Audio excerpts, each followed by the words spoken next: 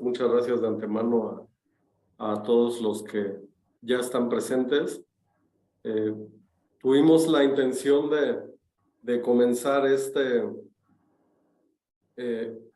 entrenamiento o reentrenamiento con el fin de que todas las personas que se han venido incorporando al equipo y que no hemos tenido una capacitación como tal de lo que son las interpretaciones de catálogos y primariamente que es el semen, el producto que manejamos, pues todos debemos de estar al día con lo que tiene que ver con la interpretación de los catálogos, ¿no? Entonces yo sé que hay gente con muchísima experiencia en el grupo y que han estado muchísimos años y quizás algunas de las cosas que vamos a ver ya las conocen o las han escuchado muchísimas veces, pero espero que entiendan también que hay personas que tienen poquito tiempo colaborando con nosotros y que sin duda lo que vamos a ver va a ser muy, muy importante.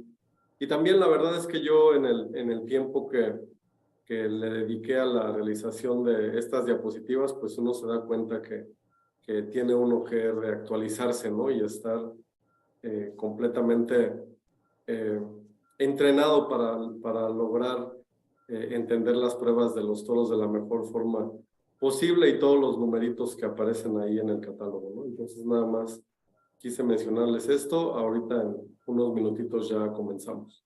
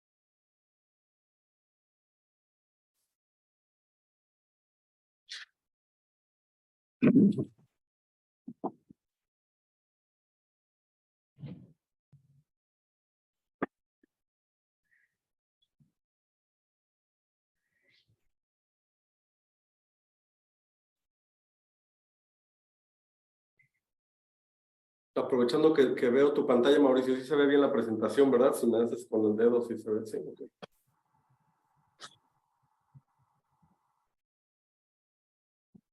De la misma forma, les hago saber que todos están silenciados, me parece.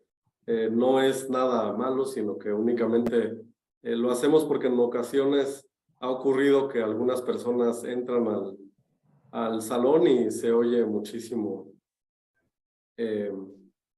distorsión a veces, ¿no? Entonces, es la razón por la que lo decidimos hacer de esa forma.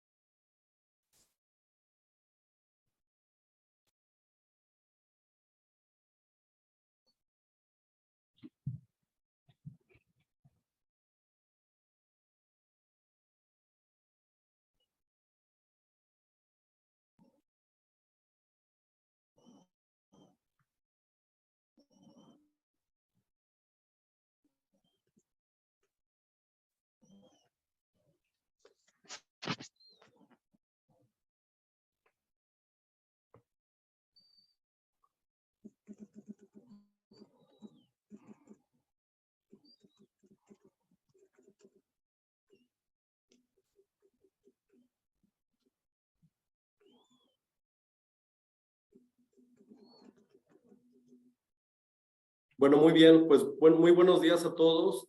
Vamos a comenzar. Agendamos el día de hoy 1 hora para platicar de esto. Es muchísimo material el que vamos a estar comentando el día de hoy y en próximas sesiones.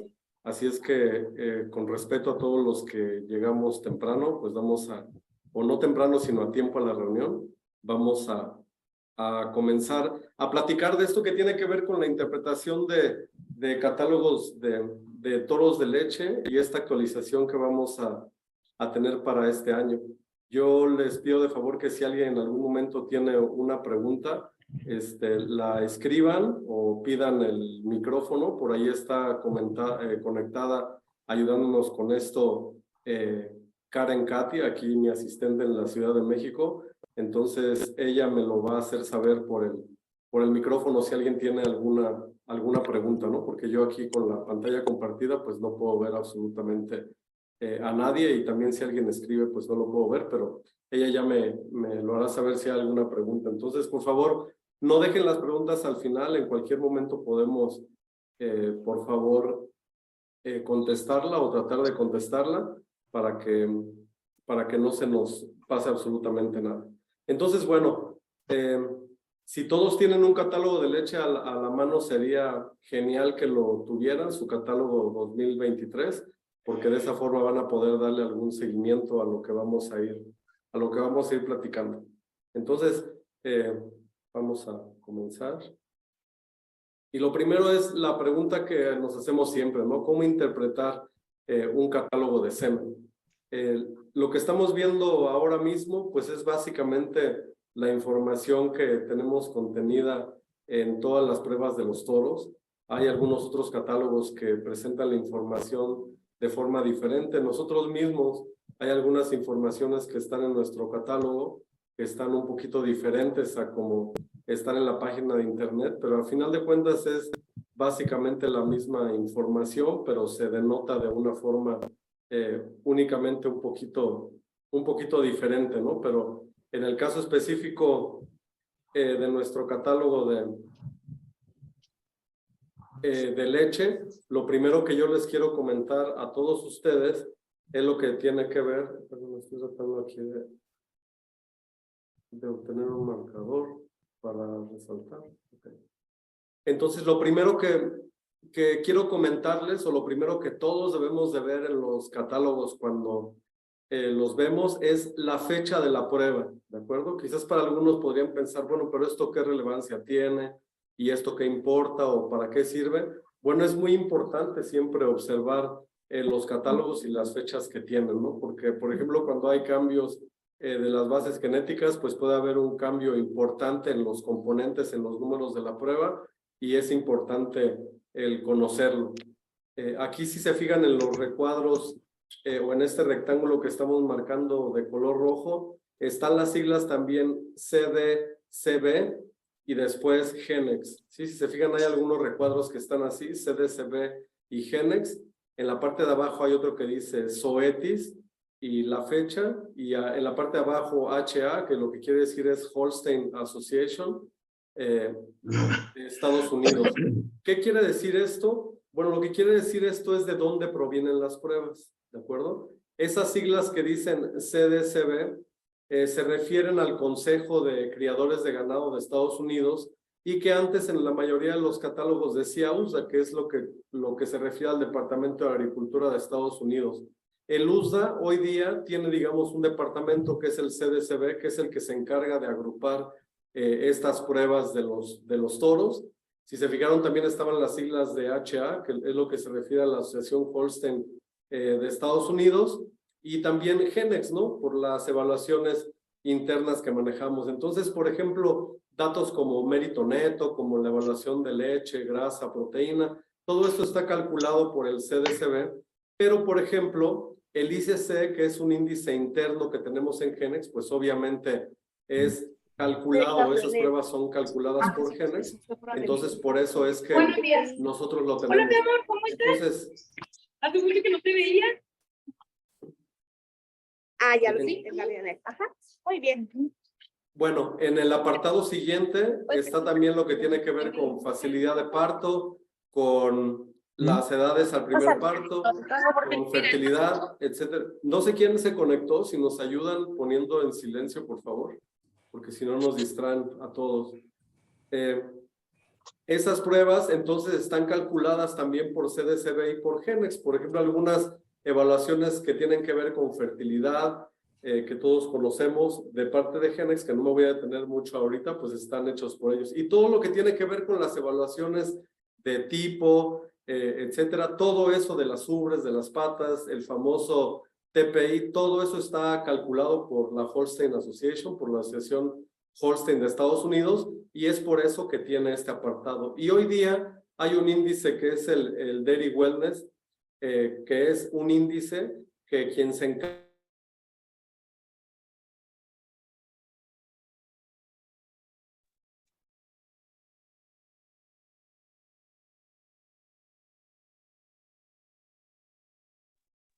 Creo que me habían dejado de escuchar, pero ya me escuchan de nuevo. Es muy importante que todos conozcan que siempre cuando veamos la prueba de un toro, lo primero que tenemos que buscar, especialmente si la prueba de ese toro nos sorprende mucho, es la prueba, la fecha que tiene.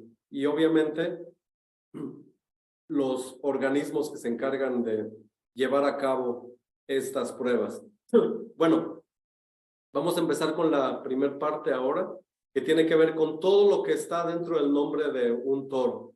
En muchas ocasiones podemos pensar que esto que está aquí alrededor del nombre del toro no vale mucho la pena observarlo, pero la verdad es que es información muy importante y muy relevante para todos, ¿no? Entonces, vamos a comenzar. Lo primero de lo que vamos a platicar es de la NAF y del famoso código de la NAF, ¿ok? Todos los toros tienen un código con el cual estamos todos muy familiarizados, que corresponde a un código que va siempre antes del nombre del toro. En el caso del ejemplo que estamos utilizando ahora mismo para el toro Cash Mister, su código de la NAF es el 001HO15936. ¿Pero qué quiere decir esto? Bueno, yo sé que muchos ya lo saben, pero muchos, perdón, quizás estos no lo entienden muy bien. Y es un código que está conformado por tres partes. La primera parte tiene que ver con la empresa. En este caso, en Genex, somos la empresa que tiene el código número 1, el 001. Las siguientes dos letras tienen que ver con la raza a la cual pertenece este toro. En este caso, la raza es HO, que quiere decir Holstein. Y después sigue el número del código, que es un código que nunca se repite. ¿Por qué es importante el código de la NAF? Porque puede haber muchos toros en la industria que se llamen Cash o que se llamen Mister, y cuando en ocasiones en algunos ranchos únicamente registran el nombre del toro con el que inseminan y únicamente escriben, por ejemplo, Cash, pues puede haber inconvenientes, porque más adelante cuando se hagan cruzamientos por pedigrí, por ejemplo, Cash, cuando busquemos nosotros el toro Cash, pues va a haber 10, 20, 30 o quizás más toros en la industria con esos nombres, y quizás como Cash Mister puede haber varios nombres. Por eso es que es muy importante que nosotros siempre le mencionemos a nuestros clientes que tienen que registrar esas inseminaciones con el código de la NAF. Y aquí también es muy importante que todos sepan lo que es la NAF, NAAB, que por sus siglas en inglés es la National Association Animal Breeders, después en español la Asociación Nacional de Criadores de Animales en Estados Unidos. ¿De qué se encarga la NAF? Bueno, pues la NAF es una asociación muy importante, ya que se encarga de organizar y dirigir todos los esfuerzos que hacen todas las empresas dedicadas a la industria de la inseminación artificial en los Estados Unidos y generar proyectos o cursos en países donde comienzan a inseminar, el asignarle los códigos a los centros, el generar informaciones, pero hay algo súper importante que la NAF provee a todos los centros que se encuentran dentro de su asociación, y es algo que tiene que ver con el CSS, ¿de acuerdo? El CSS es algo muy importante, que es el certificado de los servicios de semen, y que si ustedes un día descongelan una pajilla, bueno, yo sé que muchos de ustedes han descongelado muchas pajillas, pero todas las pajillas tienen estas siglas, la CSS. ¿Por qué? Bueno, porque CSS dentro de los Estados Unidos dicta los requerimientos mínimos para el control de semen que está producido para la inseminación artificial, ¿de acuerdo? Entonces, todas las dosis que se producen de semen en Estados Unidos siguen normas específicas de control y de uso dentro de los Estados Unidos y también de controles para su exportación a todos los países que Estados Unidos exporta semen. Entonces, el CSS es un organismo que provee estos certificados y que está controlado por la NAF y que es muy importante, sobre todo para todos los países que estamos importando semen. ¿Por qué es importante? Bueno, porque esto nos da la garantía y la certeza de que todo el semen que nosotros proveemos a nuestros clientes cubre perfectamente todos los requisitos o sanitarios que se requieren para utilizarse. Ustedes conocen, por ejemplo, en México que hay miles de dosis que se procesan en los ranchos, etcétera, etcétera. Y, por ejemplo, platicaba con el doctor Jorge Estrada la semana pasada de muchos ranchos ahora allá en el norte que traen problemas de tricomoniasis y de abortos porque utilizan semen de toros que se congelan en los ranchos y que la gente piensa que nada más por el hecho de inseminar va a evitar enfermedades, pero no. El problema está en que si los toros a los cuales congelamos el semen se encuentran mal, entonces nosotros vamos a ser los vectores de esas enfermedades. Entonces, el utilizar semen importado de todas las razas que manejamos, tanto Holstein como Jersey, Angus, Angus rojo, Brahman, todas las razas que nosotros manejamos, todos esos toros entran con este certificado de servicios de semen y nuestros clientes pueden estar siempre completamente seguros de que la dosis que van a utilizar les va a ayudar a mejorar genéticamente y obviamente va a prevenir cualquier tipo de diseminación de enfermedades. Entonces, es muy, muy importante también todos los servicios que provee la NAF a través de los certificados de servicios de semen. Y hablando de los diferentes casas de inseminación artificial, de las más importantes obviamente, y agregué ahí las nacionales, también que ya tienen código de la NAF, pues pueden ver, por ejemplo, para los que no tienen mucho tiempo trabajando con nosotros, si viéramos un toro que su código comienza con 007, pues sabríamos que es un toro de Select Sires, y si viéramos un toro que su código comienza con 011, sabríamos que es un toro de Alta Genetics. O si vemos un toro, por ejemplo, que es de ABS, bueno, pues sabríamos que ese toro de ABS, su código comienza con 029 y así sucesivamente, ¿no? Otras empresas que comercializamos nosotros, pues tenemos a CRB con el 097 y tenemos a otras empresas nacionales, como ya lo había mencionado, como RECA con el 321, Limper con el 330 y Genesis Genetics con el 706. También, como ya lo habíamos mencionado, se encuentran los códigos de las diferentes razas. Entonces, después de ver nosotros el número de la compañía a la cual pertenece el toro, pues después es muy importante siempre ver la raza. Y ustedes pensarían que puede ser un chiste o una broma, pero ha pasado, a nosotros nos ha pasado aquí en la empresa, que teníamos toros con el mismo nombre, se despachó semen de aquí de México, tomando en cuenta únicamente el nombre que aparecía en el bastón, y resultó ser que el señor, cuando le nacieron sus crías, él estaba esperando que le iban a nacer crías de determinada raza y le nacieron de otra. ¿Por qué? Porque actualmente tenemos toros con el mismo nombre, pero también por eso es muy importante siempre conocer la raza de esos toros, ¿no? Entonces, si vemos HO, pues tiene que ver con Holstein, si vemos JE, tiene que ver con Jersey, BS tiene que ver con pardo suizo, brown swiss, es por las siglas en inglés, suizo americano, AN es Angus, AR Angus rojo, BN es Brangus, CH Charolais, HH es Hereford con cuernos, porque es Hereford Horn, pero también, como ustedes saben, tenemos el Hereford sin cuernos, que es el Pollet Hereford, y en su caso es HP, Hereford Pollet.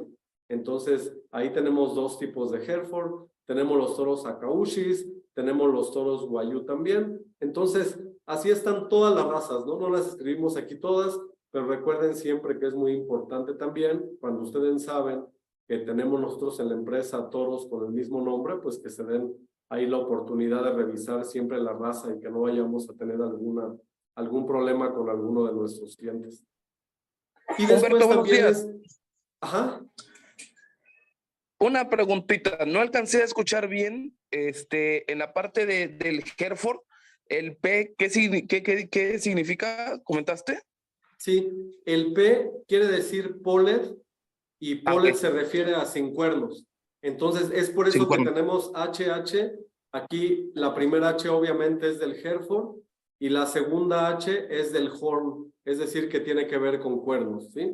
Entonces, Hereford Horn o Hereford con cuernos sería el primer código para Hereford, y otro código que no lo incluimos aquí, pero es el HP, es el Hereford Polled, que el Polled se refiere a que es sin cuernos, ¿no? Hay algunos criadores de la raza Hereford que manifiestan que les gusta tener animales con cuernos porque eso le brinda a las hembras la protección que ellos en ocasiones requieren, ¿no? Para los coyotes o etcétera, etcétera, ¿no? Que pueden defenderse un poco más las hembras a sus crías.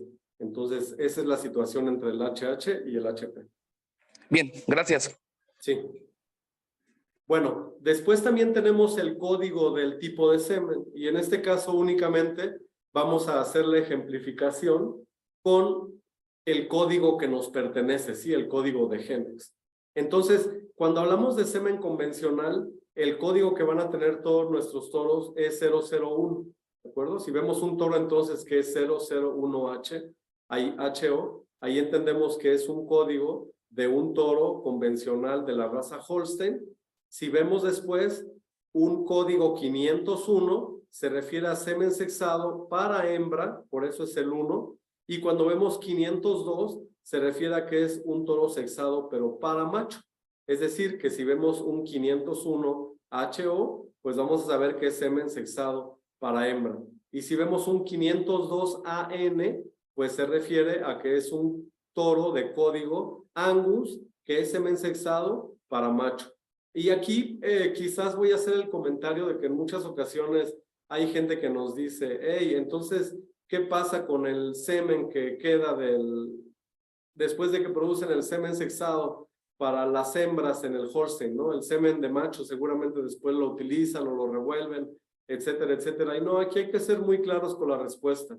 Todos los sobrantes del semen sexado para macho se tira a la basura. ¿Por qué? Porque ese semen sexado que ya no se logró separar hacia la hembra es semen tanto macho como espermas que no se lograron identificar. Entonces es por eso que es completamente basura. Lo mismo cuando se produce semen sexado para macho. Ese semen sexado para macho que se logra identificar, lo que resta sería semen para hembra y todos los espermas que no se pudieron identificar. Entonces es por eso también que va a la basura, ¿no? Entonces cualquier persona que les haga ese tipo de comentario, pues son mentiras, son cuentos de cantina, ¿no? Entonces en esa situación siempre el semen sexado que se produce es lo que sirve y el resto es basura. Y después también tenemos los códigos 600. Cuando hay código 601 o 602, es por ejemplo semen sexado, pero que contiene 4 millones de espermas cada pajilla. Y aquí me sirve esto para comentarles que el semen 501 y 502 contiene un total aproximado de 2 millones de espermas por cada una de las dosis, lo cual es lo que se ha encontrado que es la cantidad de espermas suficientes para lograr una fertilización tanto en una becerra virgen como en una vaca de primer parto. Entonces, aquí es lo que tenemos con los 500 y con el 600, pues es el sexado de 4 millones. Y obviamente también hay 601, que sería el sexado de 4 millones para hembra, y el 602, que sería el semen sexado para machos. Muy bien, y también dentro del nombre tenemos algo que son los prefijos, ¿ok? Y aquí en los prefijos pues son muy importantes para nosotros. Ya platicamos entonces de este toro, que es el toro 001HO 15933, y si no viéramos el nombre del toro, pues nosotros ya sabríamos que es un toro 1, que es de Genex, que es un toro de la raza Holstein, y cuál es su código, ¿de acuerdo? Y después viene el prefijo del toro. ¿Ok? Este toro ya sabemos que se llama Cash Mister, pero el prefijo de este toro es Pic. ¿Ok? Pic, todos o la mayoría de ustedes ya lo saben, en algún otro día lo comentaremos, pero PIC es el programa genético de Urus, es el programa genético que provee la mayor cantidad de toros que tenemos nosotros actualmente comercializando. Entonces es por eso que antes del nombre del toro está el prefijo de PIC. Pero aquí puse un par de ejemplos más, porque pueden ver aquí el toro extravaganza, que es el toro, una vez más, 001 HO, un toro de Genex de la raza Holstein, su número, que tiene el prefijo de Winstar extravaganza. Aquí el prefijo de Winstar es el nombre del rancho del cual viene este toro extravaganza. Es decir, que Genex compró este toro extravaganza a este rancho, ¿de acuerdo? Que tiene el prefijo de Winstar en los Estados Unidos. Y otro ejemplo de prefijo es el prefijo COOP, y este prefijo COOP es un prefijo que se refiere al coop, y coop son todos los toros que teníamos nosotros anteriormente en nuestro programa de Génesis. Entonces, ese programa de Génesis coop es el prefijo que daba a nuestros toros, y por eso es que el nombre de este toro era Coop Dynasty Jiffy, ¿de acuerdo? Pero esos son los prefijos que siempre están al inicio o antepuestos al nombre del toro. Es por eso que muchos toros antes de su nombre tienen PIC o tienen el prefijo del nombre del rancho del cual ellos vienen, pero eso se refiere a los prefijos de los nombres de los toros. Y después, al final de los toros, del nombre del toro, en este caso, hay un par de letritas, por ejemplo, que dicen aquí ET, y que ese ET se refiere en este caso a transferencia de embriones. Y después, en ocasiones, pues vienen también los genes recesivos, ¿no? Que ahorita lo vamos a ver, pero ese ET es a lo que se refiere por sus siglas en inglés, de nueva cuenta, embryo transfer. Entonces, esto quiere decir que este toro Cash Mister es un toro que se obtuvo mediante una transferencia de embriones. ¿Okay? Bueno, vamos a seguir. Aquí tenemos entonces el nombre del toro, que se llama Géminid. Es un toro que tiene su código 1HO, ya todos saben lo que quiere decir esto. Es un toro que se llama PIC, su nombre completo es PIC Géminid. PIC, bueno, ya lo sabemos, viene del programa genético de Urus que se llama PIC. Géminid es su nombre y también proviene de transferencia de embriones. Y después lo que vemos aquí es el registro del toro, ¿de acuerdo? Entonces, ustedes pueden ver aquí que es un registro de un toro Holstein. Después el CAN se refiere a que es de Canadá, y después el número, perdón, del toro. Y lo que viene aquí como DOB se refiere a la fecha del nacimiento, Day of Birth, por sus siglas en inglés. Y después, normalmente, en el caso específico de los americanos, ellos siempre ponen primero el mes, después ponen la fecha, y nosotros estamos acostumbrados a ponerlos al revés, ¿no? Pero nosotros siempre ponemos en las fechas el día, después el mes y después el año, pero en el caso de los estadounidenses, ellos lo incluyen de esta manera. Y cuando los toros también tienen ya hijas que no son únicamente toros genómicos, pues también en esa parte están incluidos tanto el número de hijas como el número de atos de los cuales hace referencia a su prueba, ¿no? Por eso lo vamos a ver un poquito más adelante. Bueno, ahora vamos a hablar de cómo podemos interpretar el pedigrí de un toro. Entonces, para este caso, vamos a ver el ejemplo de un toro que se llama Mamba. Entonces, Mamba, el pedigrí, como viene en los catálogos, es un toro que, si ustedes se fijan en el catálogo, va a decir Achiever, por Modesty, por Day.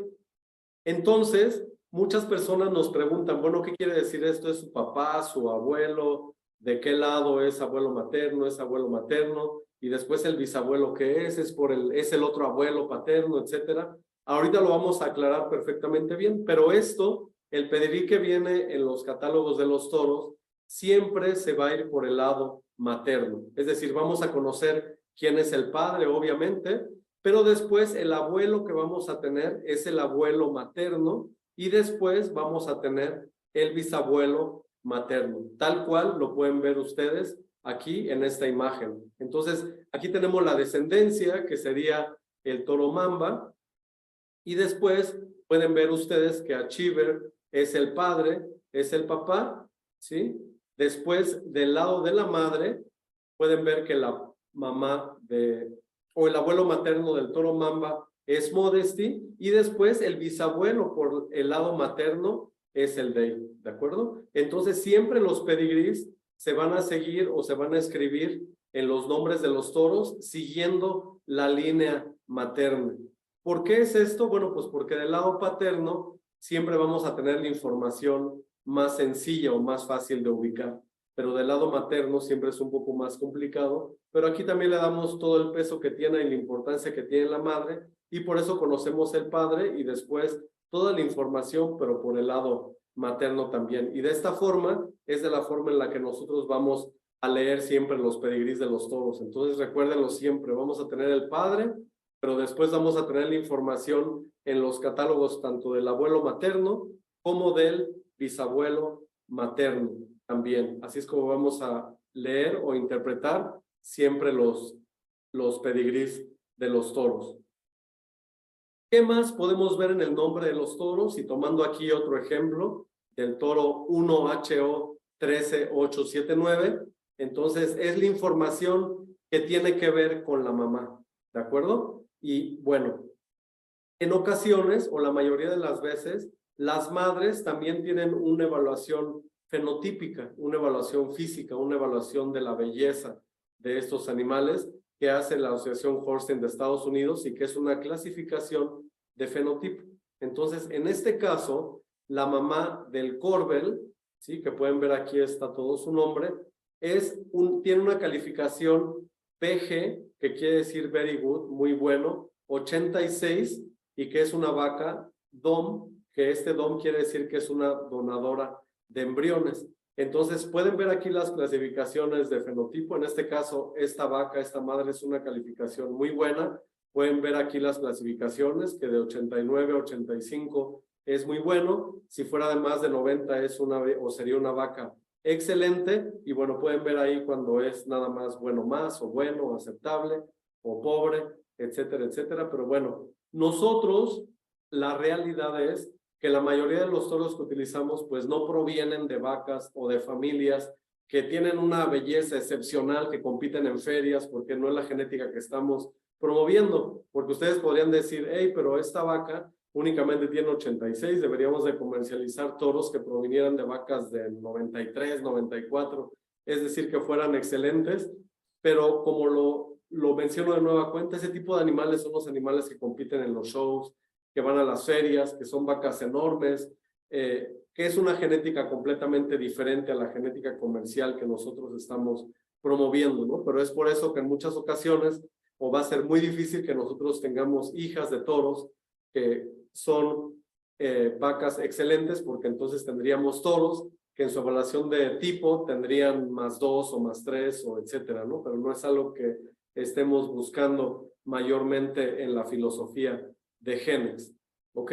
Y después, algo más que podemos encontrar de información de la madre, aquí vemos otro ejemplo del toro 1HO 10396, que tiene a bien llamarse Cabriolet, que su prefijo es CO, porque es un toro que todavía viene de nuestro programa genético de Génesis que teníamos anteriormente con Genex. Entonces aquí pueden ver que su madre es una vaca también del programa Génesis, que es una CO. Después su nombre es Planet Chassis. Entonces podemos ver aquí unos números que dice 500 y después 2X y después 365 y después etcétera, etcétera, etcétera. Lo que quieren decir esos números se refieren que esta vaca en 5 lactancias, en 2 ordeñas, a 365 días, logró una producción total en esa lactancia de 16,588 kilogramos de leche, con una cantidad de 4.1% de grasa, con un total de 679 kilogramos, debería decir aquí, perdón, de grasa, y después con 3.2% de proteína, con un total de 526 kilogramos para proteína también, ¿de acuerdo? Entonces, esa es una información de producción, es un rasgo fenotípico, no es un rasgo genético, es un índice únicamente que nos sirve como una referencia de lo que produjo esa vaca, porque realmente aquí nosotros al hablar de genética tenemos que hablar de lo que un toro logra transmitir y no realmente de lo que produjo su madre o lo que produjo su padre. Pero esto lo estamos explicando aquí porque vienen los catálogos y únicamente es una información de referencia. ¿Okay? Y bueno, ahora vamos a hablar de otro punto muy importante también que viene en los catálogos, que viene como referencia como EFI, que es el grado estimativo de inbreeding, porque inbreeding en español quiere decir consanguinidad. Entonces, en el caso específico de este toro, que se llama Geminid, el 001HO16122, tiene un porcentaje de consanguinidad del 11.7%. Y bueno, eso ustedes pensarían, eso es mucho, eso es poco. Bueno, eso ahorita lo vamos a explicar en un momentito cómo se evalúa o cómo se determina la consanguinidad de un toro. Entonces vamos a ver eso. Primero que nada, vamos a platicar de lo que ha venido pasando con la consanguinidad a través de los años, que ya tenemos esto completamente documentado. Y pueden ver aquí que comienza esta gráfica en 1960 y acaba realmente aquí en la actualidad. Y pueden ustedes ver que en todas las razas, absolutamente en todas las razas, la consanguinidad ha venido aumentando.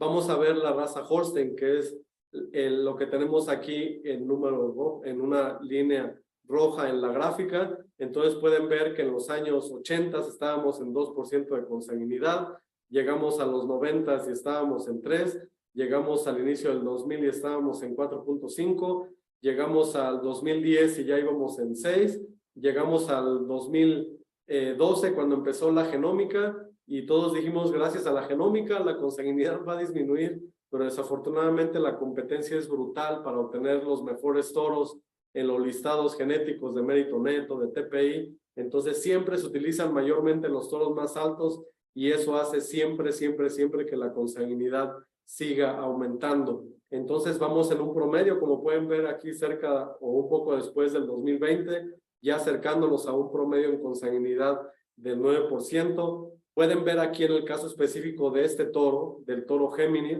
que es un toro, o es el toro uno de los toros más altos que tenemos en mérito neto en la actualidad, y pueden ver que derivado de ese ser el más alto en mérito neto, la tan alta consanguinidad que tiene. Pero lo mismo ha ocurrido en todas las razas, lo pueden ver, lo mismo le ha ocurrido al Ayrshire, lo mismo le ha ocurrido al suizo americano, aunque en los últimos años disminuyó un poco, pero lo mismo ocurrió con la raza Guernsey, con los Jersey, con los Milking Shorthorn, con todas las razas. La verdad es que esto ha venido aumentando significativamente, ¿no?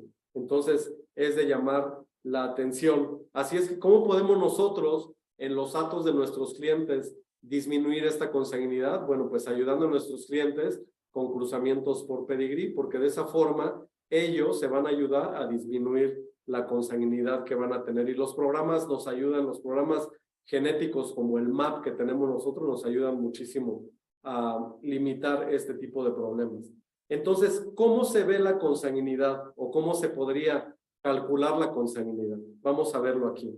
Fíjense bien, hay una formulita que se utiliza para calcular la consanguinidad, que es un medio a la potencia de n-1. N es el número que vamos nosotros aquí a estar cambiando en todas las fórmulas. Se van a ustedes a dar cuenta por qué.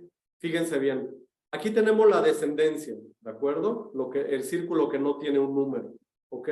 Tenemos el papá de esta descendencia, que en este caso sería el toro Belton, pero estamos viendo aquí que la mamá de la descendencia es una hija del toro Belton. Es decir, estamos teniendo aquí un animal que el papá está teniendo una descendencia con su hija misma. Entonces, cuando ponemos aquí esta fórmula, contamos de la descendencia al padre 1 y la descendencia al abuelo 2, 3. Así es como se cuenta. 1 para llegar las escaleritas, diríamos, para llegar al padre, y después queremos llegar después a donde tenemos por la otra línea el cruce genético, y aquí tenemos 2, 3, ¿de acuerdo? Entonces tenemos un medio en la potencia de 3, que contamos aquí, menos 1, nos va a dar un medio a la potencia de 2. Lo que tenemos que hacer aquí es multiplicar 0.5 por 0.5. Entonces, lo que nos va a dar este cruzamiento es una consanguinidad del 25%, por lo cual, obviamente, este es un apareamiento que no es aceptado. Es un apareamiento que va a tener demasiada consanguinidad y los problemas que podemos encontrar ahí pueden ser demasiados. Recuerden siempre que el gran problema de la consanguinidad es todo lo que no se ve, ¿sí? Si nada más la consanguinidad se refiriera a que un animal nace con 5 patas o con 2 colas o con 3 orejas, entonces eso realmente la consanguinidad no tendría un problema tan grave, pero el gran problema de la consanguinidad es todo lo que no vemos, ¿sí? ¿Qué es todo lo que no vemos? Pues bueno, menos resistencia a enfermedades, menos ganancias de peso, menos respuesta a vacunaciones, etcétera, etcétera, etcétera. Todo lo que no vemos es el gran problema. Entonces, ahora vamos a ver una descendencia diferente. En este caso, el cruce que vamos a tener es en los abuelos, ¿de acuerdo? Es decir, que vamos aquí a cruzar al toro Mauri con su esposa, y en ambos casos, el Mauri, tanto como la mamá, provienen del mismo toro, ¿de acuerdo? Es decir, estamos cruzando, en este caso, a hermanos, ¿ok? Entonces, volvemos a la misma fórmula. Un medio al n-1. En este caso de la descendencia, por un lado, hay 2 pasos, si se fijan, 1, 2. Y del otro lado, también por el lado materno, hay 2 pasos, entonces serían 3 y 4. Entonces aquí, en la potencia, el n-1 sería 4 menos 1. Entonces, en este caso, tendríamos un medio o 0.5 a la potencia de 3, es decir, que tenemos que multiplicar 0.5 por 0.5 por 0.5, y si hacemos eso, en este caso nos va a resultar 0.125, que sería lo equivalente a un 12.5% de consanguinidad. Esta consanguinidad tampoco es aceptada, es un apareamiento que no es aceptado. Vamos a ver otro ejemplo de diagrama de consanguinidad. En este caso, aquí de la descendencia, hay cruce por el lado paterno en el bisabuelo y hay cruce por el lado materno con el abuelo, ¿de acuerdo? Entonces, contamos los pasos desde la descendencia, primero por el lado paterno para llegar al Winkel, y vamos 1, 2, 3, y después Winkel del otro lado están los abuelos, así es que llevamos 4 y 5, que sería el 0.5 o el medio al n-1, contamos 5 pasos aquí, entonces sería un medio a la cuarta potencia o 0.5 multiplicado 4 veces, entonces en este caso tenemos un resultado de 0.0625, una consanguinidad del 6.25%, y este ya es un apareamiento aceptado. Es decir, que cuando nosotros corremos las pruebas por pedigrí para hacer los cruzamientos, cuando hay un cruce en la descendencia de un abuelo con un bisabuelo, entonces en ese caso es un cruzamiento ya permitido porque únicamente vamos a tener un 6.25 de consanguinidad. Es decir, el cruzamiento en donde la descendencia se encontraría su abuelo con bisabuelo ya está permitido. Y el último ejemplo que vamos a ver, hay cruce en el lado de los bisabuelos. Entonces podemos contar aquí los escalones desde la descendencia 1, 2, 3 para llegar al bisabuelo, y para llegar al otro lado del bisabuelo son 4, 5, 6.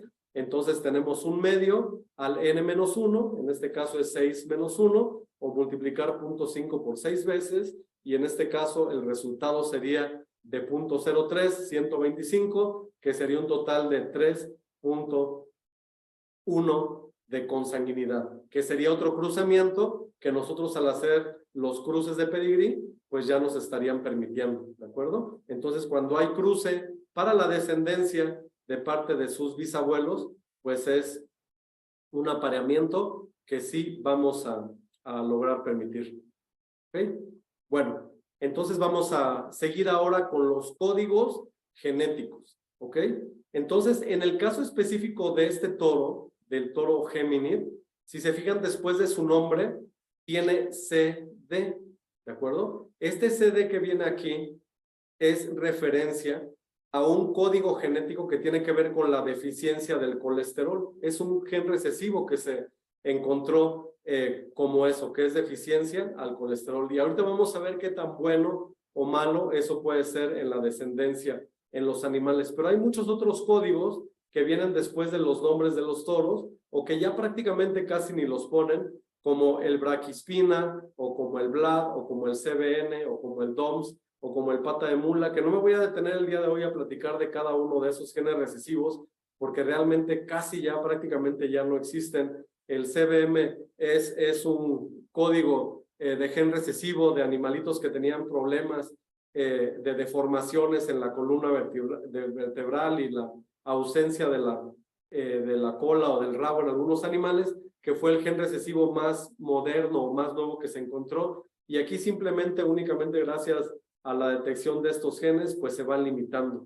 El último gen recesivo que tendríamos que hablar que apareció es el de la deficiencia al colesterol, y este gen es un gen que se va a ir eliminando porque obviamente todos los toros que salgan en la industria de inseminación artificial, la mayoría se dejan de utilizar. En este caso el Gemini decidimos seguirlo utilizando porque es un toro genéticamente superior, y además vamos a ver ahorita lo que puede ocurrir cuando tenemos alguno de estos genes recesivos. Entonces pueden ver en este caso que este toro nos indica que en los códigos genéticos CD, es decir, que es portador de ese gen, pero si se fijan también tiene una TD, una TL, una TB y una TY.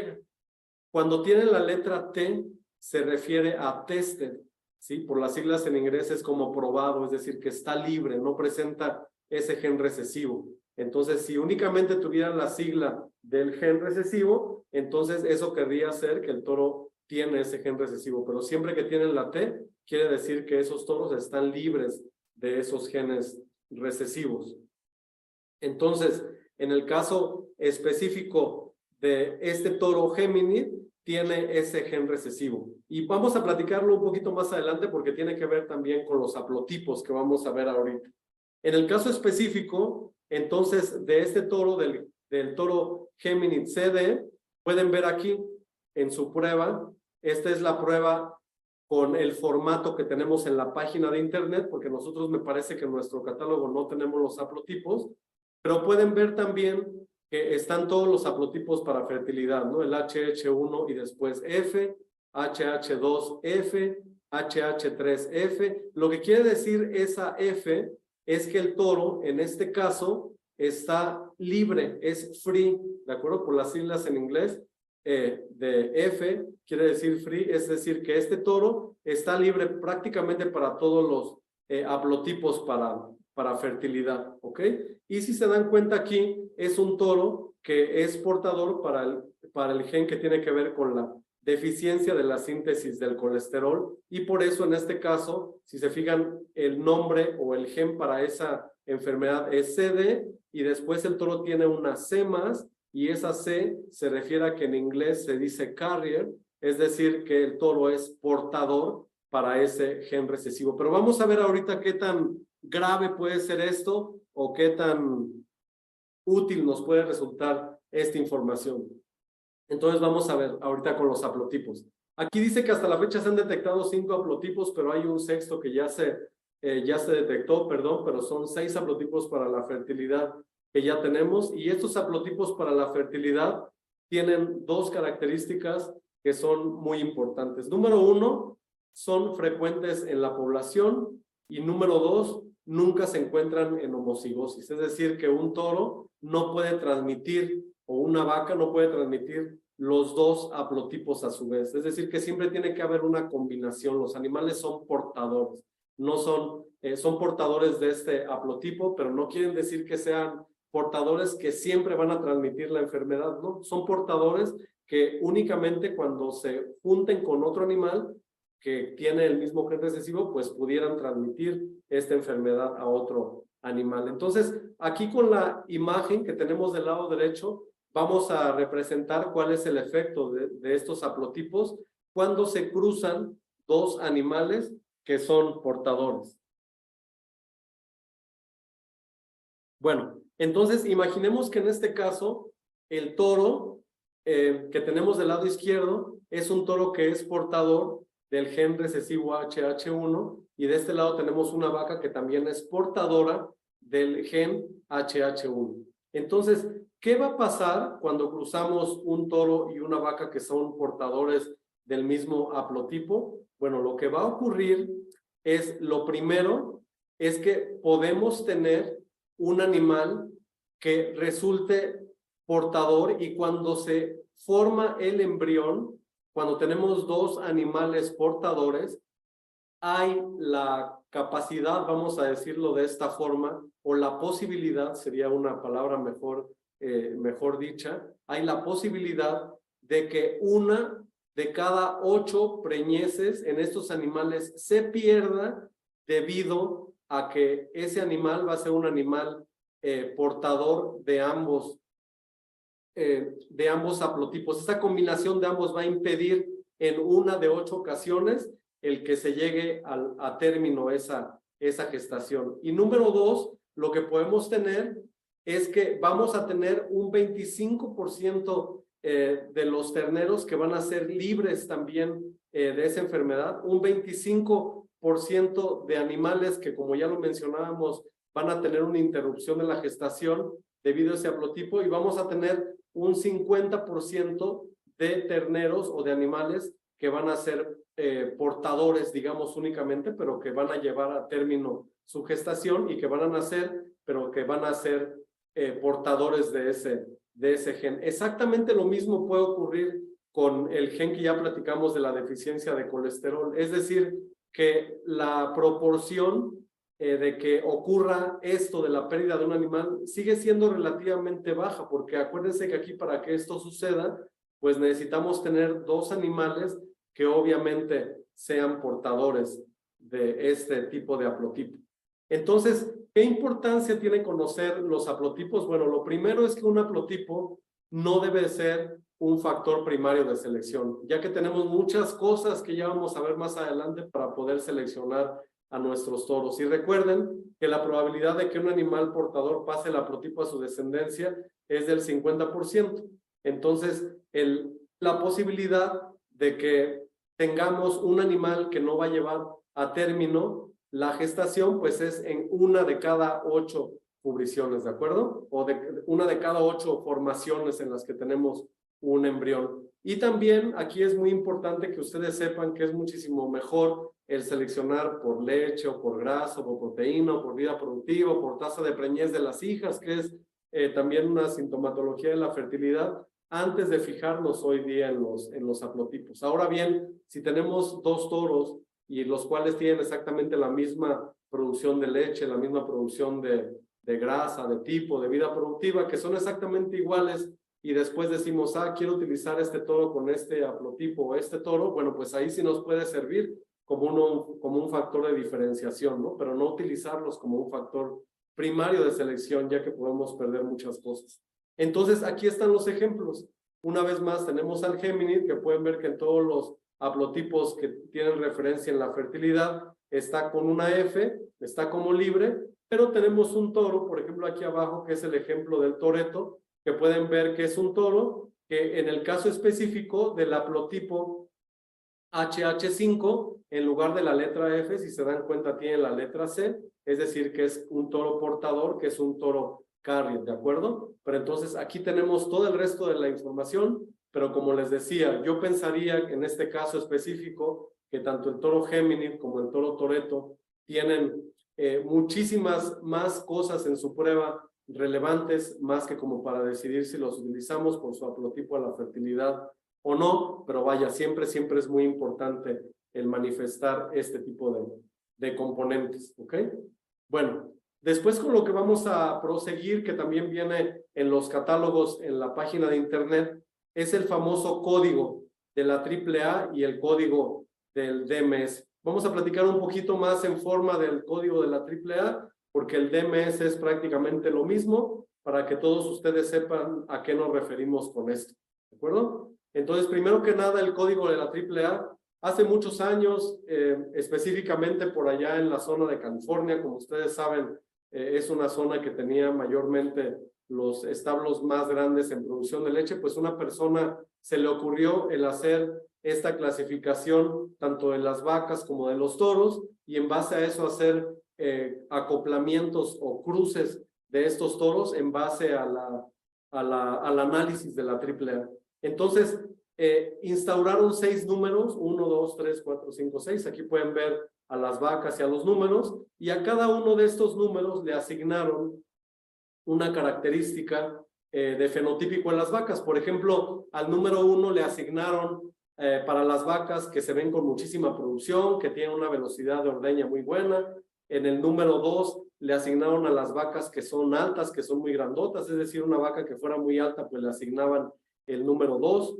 Después, las vacas que tenían huesos muy planos, costillares abiertos, etcétera, etcétera, les asignaron el número 3 y así sucesivamente, ¿no? La fuerza, el equilibrio, el estilo de los animales. Entonces, imagínense ustedes cuando alguna de estas personas va a evaluar a una vaca y si en una vaca ven que lo que le hace falta en el cruzamiento para asignarle a las vacas su número es dándole o expresando lo que le hace falta a la vaca. Es decir, que si tenemos una vaca muy chaparra, que ese sería, digamos, su peor defecto, en el cruzamiento de la AAA a esa vaca como número 1 le pondrían 2. Después, si esa vaca no tuviera nada de temperamento lechero, pues a esa vaca le pondrían el número 1, es decir, porque le falta ese temperamento lechero. Y si además a esa vaca le faltara muchísima fuerza, si estuviera demasiado estrecha, bueno, le pondrían el número 4. Entonces, esa vaca tendría una calificación de 2, 1, 4. Ese sería el AAA de esa vaca. 2, 1 y 4.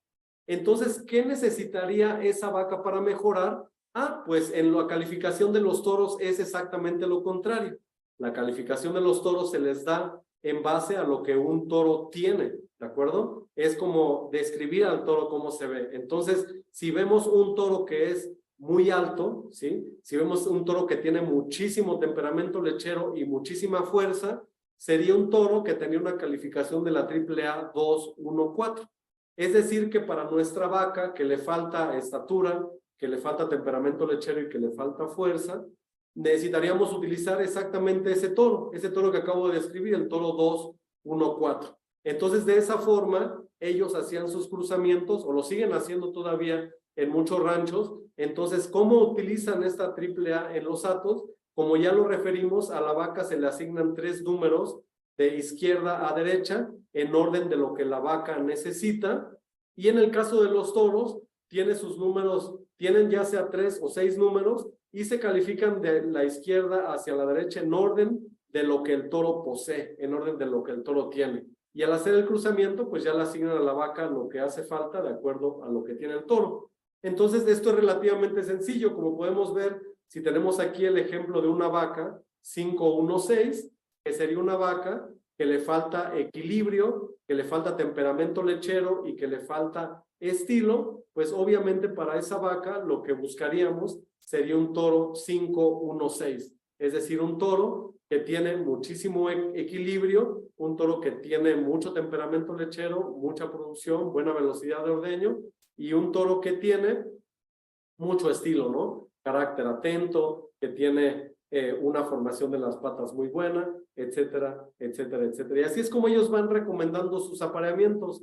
Si se fijan, aquí tenemos siempre la vaca que requiere esos 3 puntos, y después tenemos los tipos de toros, cuando sería, por ejemplo, un cruzamiento el mejor 100%, porque cuadran exactamente los números, y después cuando serían cruzamientos que quizás no serían tan adecuados o que serían menos adecuados. Pero obviamente esto yo lo estoy explicando únicamente porque es algo que viene en los catálogos, pero obviamente que nosotros lo mejor que podemos hacer para el cruzamiento o para recomendar el uso de los toros, pues es el hacer una evaluación directa de la vaca y recomendar para esa vaca lo que asigne el programa en base a toda la lineal que pueden transmitir los toros, ¿no? Es decir, utilizando nuestro programa MAP, ¿de acuerdo? Y lo que tiene que ver con el DMS, con el Dairy Mating Service, es exactamente lo mismo que platicábamos ahorita con la AAA, y aquí podemos ver los códigos, ¿no? Los códigos del 1 al 6, porque también se clasifican los toros de esa forma.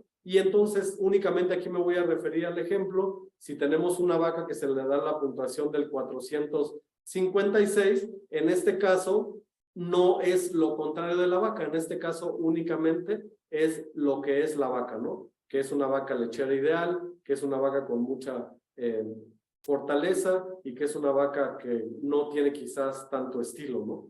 Entonces es exactamente lo mismo que tenemos con la AAA.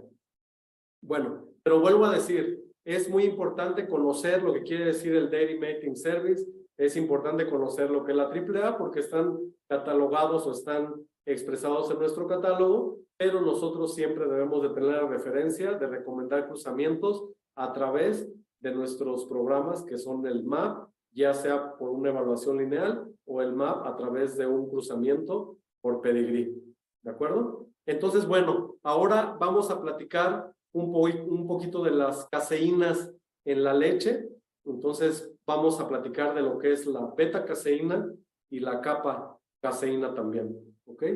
Primeramente hay que decirlo que la caseína representa aproximadamente un 80% de todas las proteínas en la leche, el resto pues son albúminas, etcétera, etcétera, etcétera, pero cerca de un 80% de las proteínas que están en la leche son las caseínas, es decir, la beta caseína y la kappa caseína, ¿de acuerdo? Y de lo primero que vamos a platicar es de la famosa leche que buscan hoy día muchos ganaderos, que es la leche A2A2.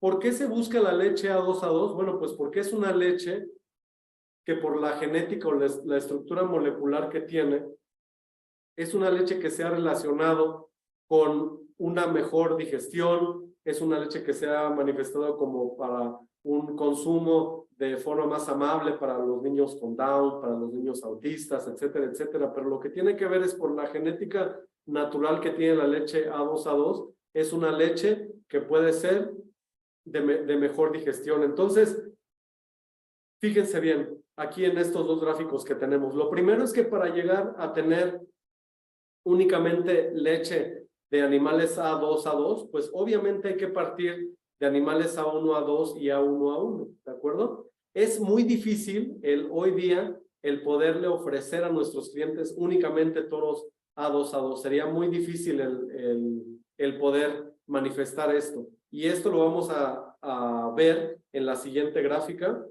porque aquí en esta gráfica, si se fijan, están las betas caseínas por raza.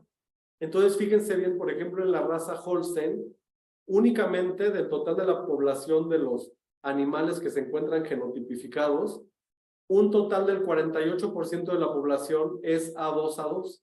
Fíjense, un total aquí de 129,873,000 animales genotipificados, se ha detectado que un 48% de los animales es A2A2.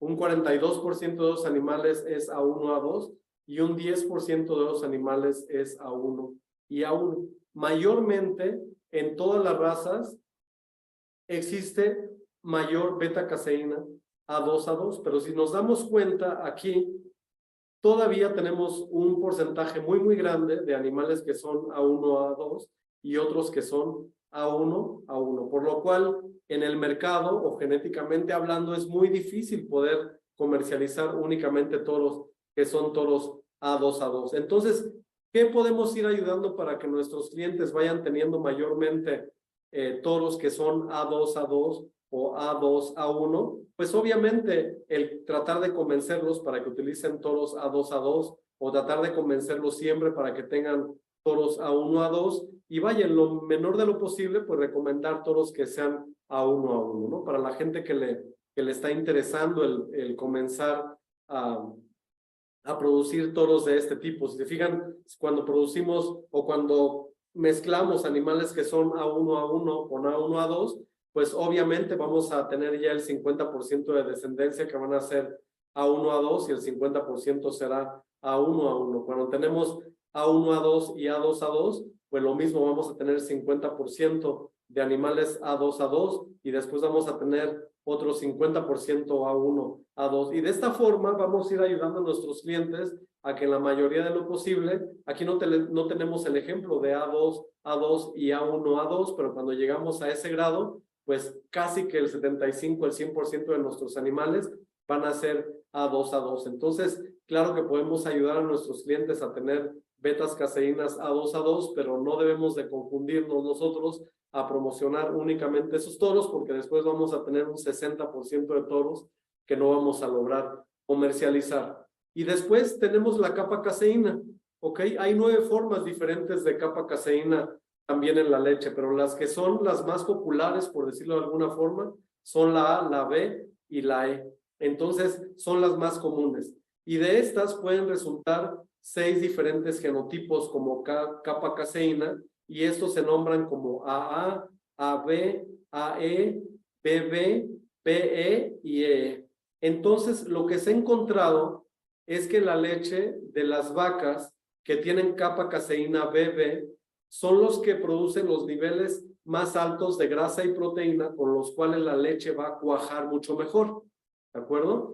No es que el queso vaya a ser de mejor calidad, no es que vaya a tener un mejor sabor, no. Lo que produce la capa caseína BB es que es una caseína que va a ayudar a que digamos que el rendimiento, que el cuaje sea mayor en esta leche.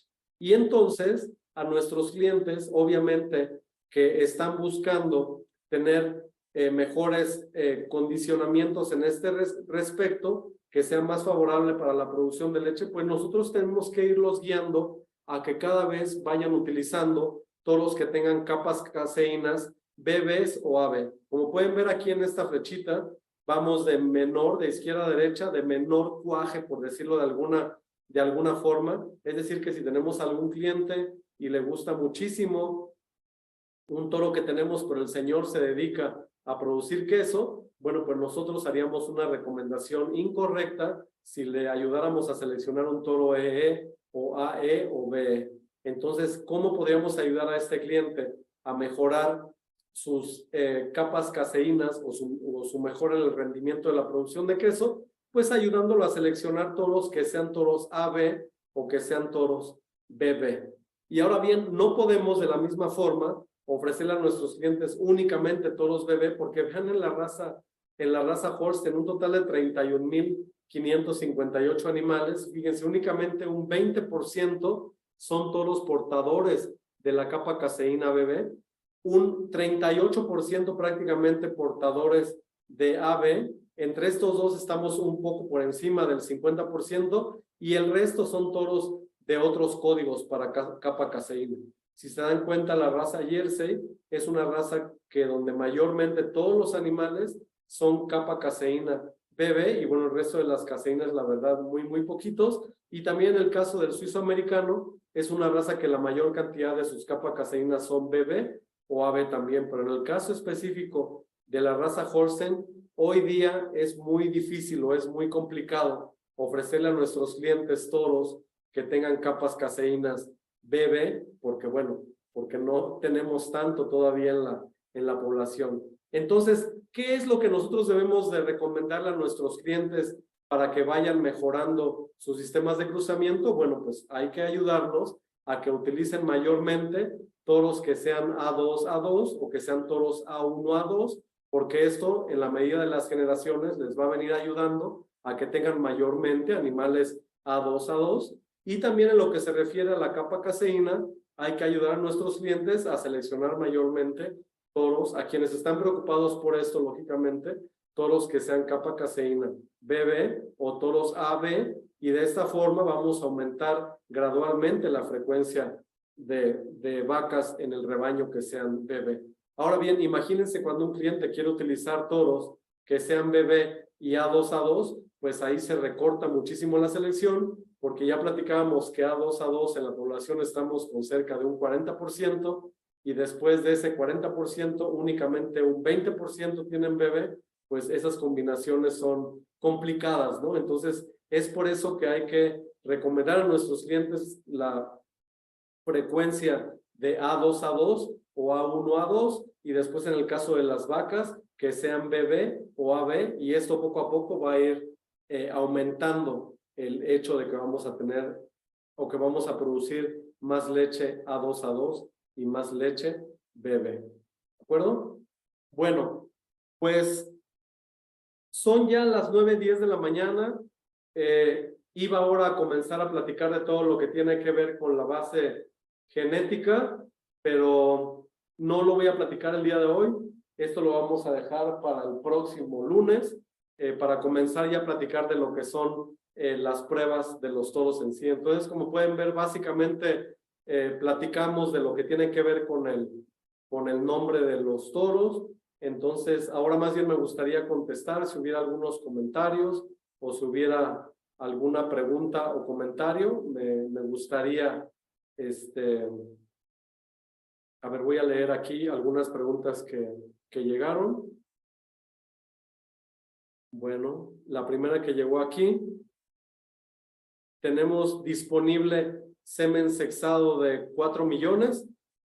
Bueno, sí tenemos disponible semen de 4 millones.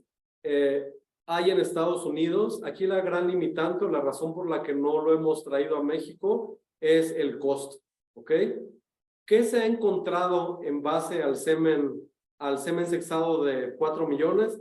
Bueno, lo primero es que la fertilidad en las becerras, en las vaquillas vírgenes, tomando en cuenta o comparando los toros de 2 millones contra los toros de 4 millones, es que la diferencia estadística no es significativa. ¿Qué les digo con esto? Que el utilizar semen sexado de 2 millones contra semen sexado de 4 millones en becerras es lo mismo. Es decir, que aquí si alguna persona invierte más por gastar semen de 4 millones, pues no va a encontrar una diferencia significativa. Ahora bien, cuando utilizamos, que ya se viene haciendo de forma cada vez más grande, cuando utilizamos semen sexado de 4 millones o de 2 millones en vacas de primer parto, ahí sí puede haber una diferencia estadísticamente significativa. Pero ¿cómo logramos limitar esa diferencia significativa? Bueno, nosotros somos la única empresa que evaluamos la fertilidad del semen sexado con el índice que se llama PregCheck Plus. Entonces nosotros tenemos muchos toros PregCheck Plus que tienen 104, 105, 106 hemos tenido. ¿Qué quiere decir esto? Que son 6 puntos por arriba del promedio de fertilidad.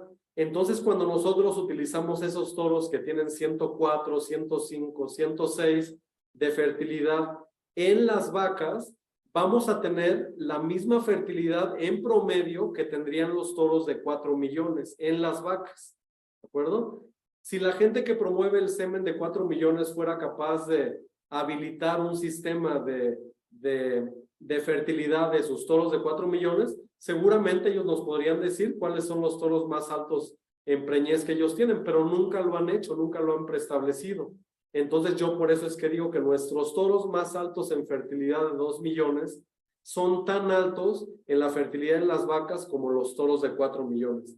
Y bueno, hay gente que le interesa mucho el utilizar este semen de 4 millones en programas de transferencia de embriones, de fertilización in vitro, pero yo tan simple como que les digo, ok, si ibas a utilizar una dosis de 4 millones y te interesa mucho utilizar un toro de 2 millones, pues únicamente por cada dosis que utilizarías de 4 millones, utiliza 2 dosis de 2 millones, ¿no? Entonces, en ese sentido, lo podemos hacer. Si vamos a tener semen sexado de 4 millones, bueno, claro que lo podríamos tener.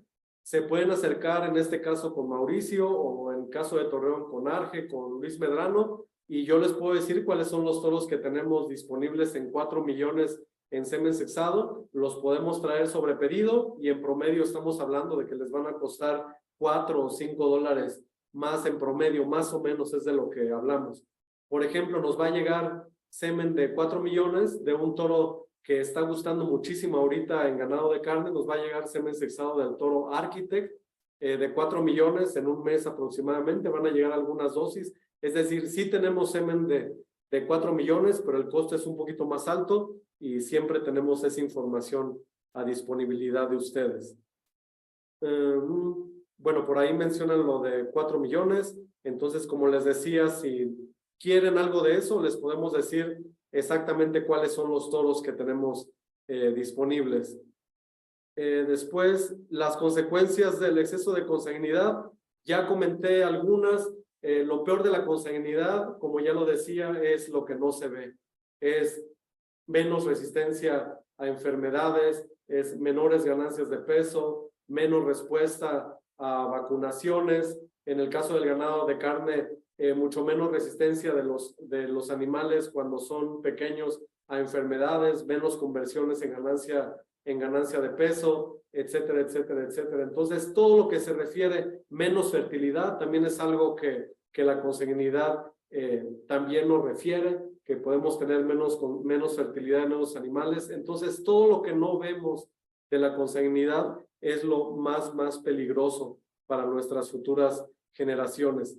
Y también aquí hay otra pregunta del EFI, entre menos alto sería mejor, ¿es correcto? El coeficiente de consanguinidad, como ya lo platicamos, entre más va subiendo, pues es peor, ¿no? Entonces aquí, entre menos sea, es menor, pero si vamos a ser francos con la consanguinidad, la verdad es que no está pasando, no está disminuyendo, al contrario, está aumentando, por lo menos en la frecuencia de los toros, porque como ya indicaba, todas las casas o la mayoría de las casas quieren tener los mejores toros. Entonces, ¿cómo tienen los mejores toros? Pues utilizando a los toros más altos, a las vacas más altas, y ahí en muchas ocasiones pues hay pedigrí cercanos. Entonces, ¿qué debemos hacer nosotros para limitar la consanguinidad con nuestros clientes?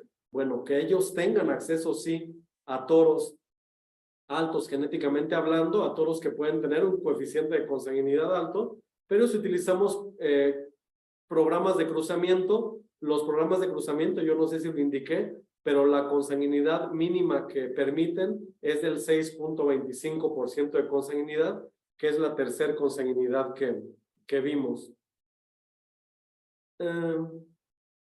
Sí, claro que sí. Vamos a compartir las charlas. Aquí el doctor Núñez también está preguntando si las vamos a compartir. De hecho, las estamos grabando, si no me equivoco, no sé si vamos a lograr grabar esto, y bueno, va a quedar ahí a la posteridad para cuando llegue alguna persona y quiera tomar este entrenamiento, luego lo va a poder tener, pero sí les vamos a pasar tanto las presentaciones como las charlas o los videos si quieren escucharlo después. Después alguien pregunta ahí por semen sexado de Simmental Fleckby. Sí, siempre hemos tratado de tener semen sexado de Fleckby, es muy caro, es muy caro. Entonces lo que hacemos es, cada vez que hacemos un pedido, yo le aviso al doctor Mauricio, les aviso a las personas a cargo de esto, y si hay algo, tampoco es que tengan ellos 30 toros sexados, ¿no? Siempre hay 5 o 6 toros sexados que tienen, se los hacemos llegar el precio y ustedes nos indican si sus clientes lo quieren y lo traemos sobre pedido. Semen sexado de CRB, en este caso no lo hemos considerado porque tenemos muchos toros sexados de Genex, y en este caso pues creo que lo hemos separado un poco, es decir, hemos dejado algunos toros disponibles únicamente para la gente que vende CRB. Entonces por ahora no creo que vayamos a tener toros sexados de CRB, pero tienen ellos muchos toros sexados, y lo mismo, yo les podría pasar el listado de los toros que ellos tienen, y si a alguien le interesa, con mucho gusto podemos traer. Es un poco más caro porque ellos no tienen el volumen para exigir un precio como lo tenemos con Urus. Entonces ahí puede haber una diferencia en precio, pero claro que lo podemos tener. Después hay otra pregunta aquí en cuanto... Ay, perdón.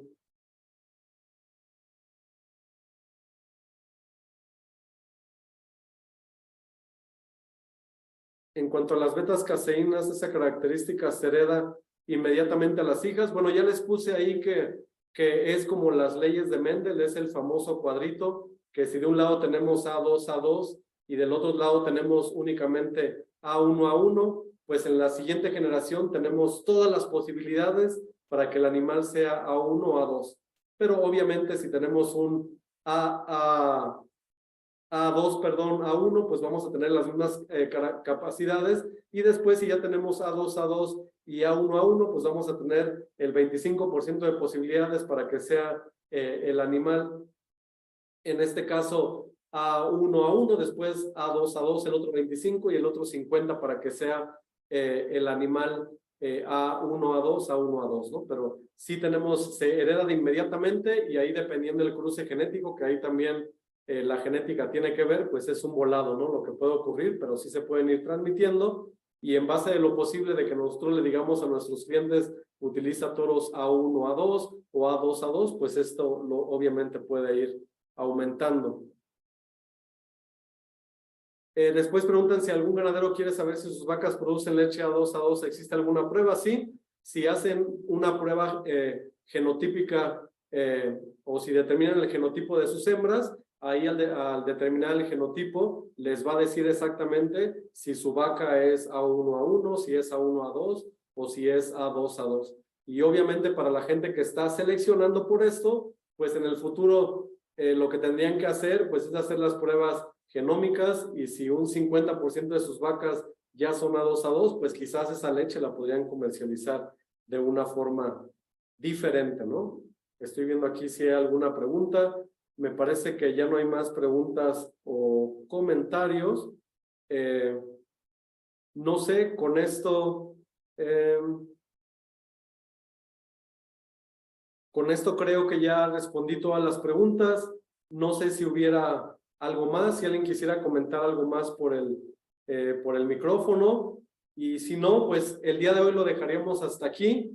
Si están de acuerdo, Mauricio, Arge, Luis, en dejarlo hasta aquí por el día de hoy. Todos tenemos muchísimo trabajo por hacer. Les agradezco infinitamente a todas las personas que nos acompañaron. La próxima semana, como les digo, vamos a platicarlo. Tengo que decirles a todos también que mi más firme intención era hacer esto semana tras semana, pero honestamente cuando comenzamos a hacer la presentación lleva muchísimo tiempo el hacer estas presentaciones que sean muy profesionales para todos ustedes. Entonces ahora pudimos ver una parte no tan grande de la presentación, todavía hay diapositivas más que tenemos ahí. Entonces sí vamos a reunirnos la próxima semana para ver lo que tiene que ver con los PTAs de leche, para que todos sepan lo que es la base genética, cómo se lee la prueba de leche, de grasa, de proteína, qué es la base genética. Quizás comencemos con algunos rasgos ya de salud, pero eso ya lo tenemos hecho, por eso sí nos vamos a ver. Y si no, seguramente es que más adelante nos vayamos reuniendo cada 15 días o cada mes y les iremos avisando a todos, ¿no? Pero infinitamente muchas gracias a todos por habernos acompañado, y espero que esta información hasta ahora les brinde a todos la información necesaria como para poder ir leyendo un catálogo de leche de la forma más profesional posible. Entonces, vamos a seguir adelante la próxima semana y les deseo a todos que les vaya muy bien, que Dios los bendiga, y nos vemos por aquí el próximo lunes a las 8 de la mañana. Muchas gracias y muy amables a todos. Hasta luego.